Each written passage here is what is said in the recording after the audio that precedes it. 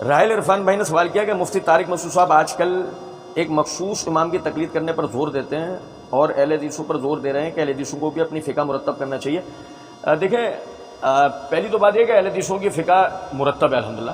احادیث کی جو کتابیں ہیں وہ اہل حدیثوں کی فقہ ہیں، وہ مرتب ہے. ٹھیک ہے، پیش آمدہ مسائل کے اندر جو اجتہادات ہیں وہ تو مرتب شدہ جو فقہیں ہیں ان کے مفتیان کرام کو بھی کرنی پڑتی ہیں. جیسے میں آپ کو اس کی ایک مثال دیتا ہوں، جہاد میں نماز پڑھنا.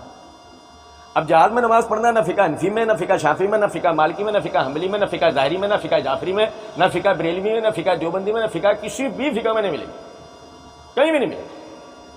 اگر کوئی کہے نہیں جی اس کے اشارات مل جائیں گے تو ہم یہ کہتے ہیں وہ اشارات تو کتاب و سنت میں بھی ہیں، اسی پہ اجتہادات یعنی کیے جا سکتے ہیں. اسی طریقے سے انٹرنیٹ کا استعمال، اسی طریقے سے ٹیسٹ ٹیوب بیبی، اسی طریقے سے انتقال خون کا مسئلہ، اور اس طریقے سے 20 پیش آمدہ مسائل جو اب جدید دور میں، حتیٰ کہ اب آرٹیفیشل انٹیلیجنس کا مسئلہ، جتنے اب جدید مسئلے آئیں گے وہ سارے کے سارے مسائل جو ہے ان کو آپ کو کسی بھی فقہ میں اس کا حل نہیں ملے گا، اور اس کے لیے آپ کو اجتہاد کرنا پڑے گا. اور جب آپ کو اس کے لیے اجتہاد کرنا پڑے گا تو آپ اس کے لیے کتاب و سنت کی طرف رجوع کرو گے یا اپنی فقہوں کی طرف رجوع کرو گے؟ اگر آپ اس کے لیے کتاب و سنت کی طرف رجوع کرو گے تو بھائی ماضی میں گزرے ہوئے مسائل کے لیے بھی کتاب و سنت کی طرف رجوع کیا جا سکتا ہے. اس کے لیے آپ کو ضرورت نہیں ہے کسی فقہ کی جو ہے وہ جامد قسم کی تقلید کرنے کی.